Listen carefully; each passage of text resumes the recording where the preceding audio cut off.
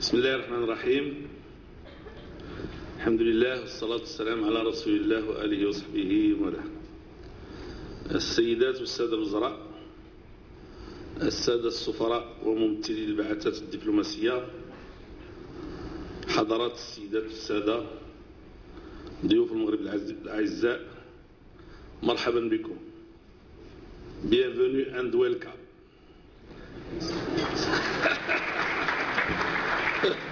Ça s'arrête là.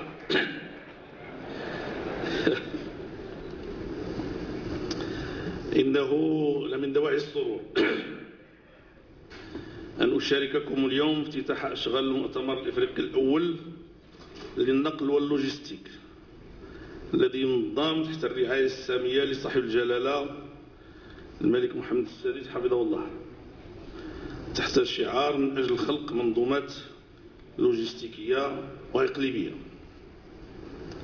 وإذ أرحب بضيوفنا الكرام رجيا لهم من الله تعالى مقاما طيبا ببلادنا، فإنني أنوه بهذه المبادرة المتميزة التي تضم نخبة مرموقة من الفعاليات والخبراء التأموا من أجل التداول بشأن الإشكاليات التي يطرحها موضوع النقل واللوجستيك بقارتنا الإفريقية الواعدة في أفق إحداث منظومات متطورة ومتكاملة. وكما لا يخفى عليكم فإن هذا القطاع بمختلف مكوناته من بنية تحتية وتجهيزات أساسية وتقنين وخدمات يعتبر إحدى الدعامات الأساسية للإنتاج ولتنمية المبادلات التجارية على الصعيدين الوطني والدولي، وعاملا حاسما لتحسين تنافسية وجاذبية الاقتصاد الوطني.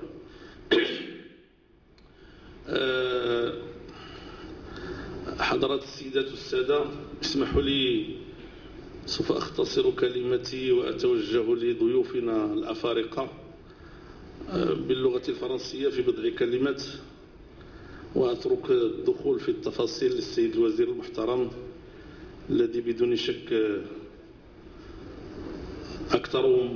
مؤهل أكثر مني لكي يتحدث في الموضوع. Voilà. Donc, étant donné que ce ne sera pas très difficile aux Marocains de comprendre ce que je vais dire en français, donc je passe directement au français pour m'entendre directement avec nos frères africains pour leur dire. Le sujet est très important comme vous le savez. Mais avant de parler du transport et de la logistique, je voudrais vous répéter un peu ce qu'a dit Sa Majesté quand il est venu chez vous pour dire que l'Afrique doit croire en l'Afrique. Vous savez,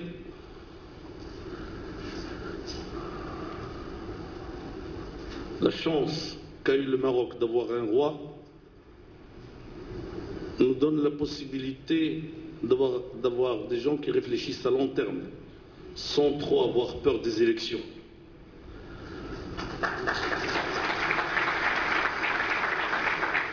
C'est dommage pour les républiques, mais c'est comme ça. Et nos rois ont souvent réfléchi à des choses très très importantes. Entre autres,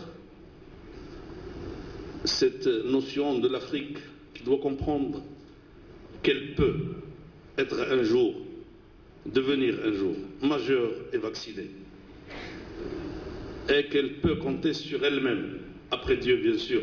Jusqu'à maintenant nous restons des croyants, et qu'elle peut faire des choses extraordinaires, pas obligatoirement toute seule, mais ensemble et avec nos amis, avec nos partenaires. Il n'y a pas de problème, il suffit qu'ils soient convaincus que nous aussi on a grandi, que nous aussi on peut gérer les affaires de nos pays, que nous aussi on peut réfléchir et programmer et planifier pour nos pays dans l'avenir, qui sont les bienvenus pour nous donner un coup de main, mais seulement un coup de main.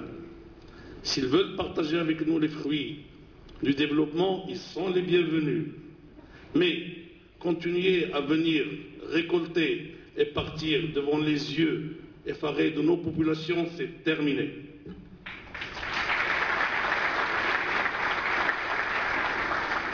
Et dans ce sens, moi je considère le transport et la logistique comme les veines qui permettent à un corps d'irriguer ces différentes parties en sang bénéfique qui donne la vie, pas la mort malheureusement.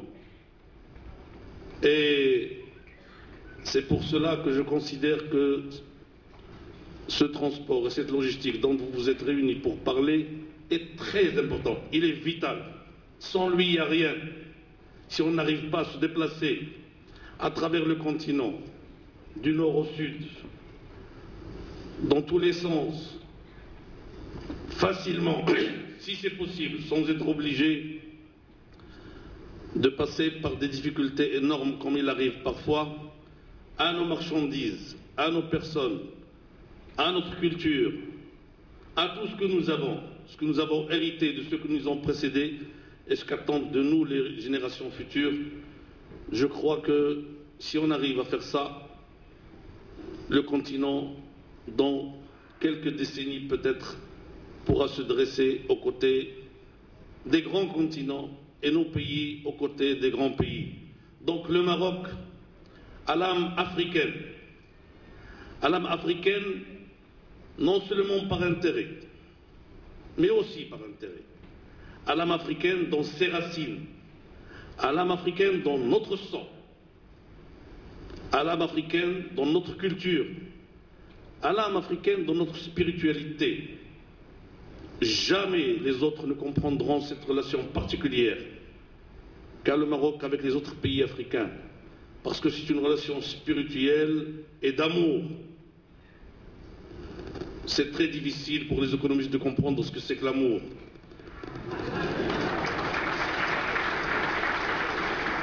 Mais nous, on le comprend. Et un jour, j'ai dit à M. Kerry, on était en réunion avec plusieurs chefs d'État et de gouvernement à New York. Je lui ai dit, M. Kerry, à New York ou à Washington, je ne me rappelle plus, sincèrement. Oui, c'était Washington. Mais comment vous voulez que je fasse la différence? Je lui ai dit, M. Kerry, vous parlez tout le temps de win-win, gagnant-gagnant. Mais ça, c'est entre les commerçants. Nous, en Afrique, on est une famille. Et dans une famille, on gagne, mais pas toujours tout de suite. Dans l'avenir, on va gagner. C'est comme dans une famille. Nous sommes une famille. Restons une famille, on va gagner. Assalamu alaikum.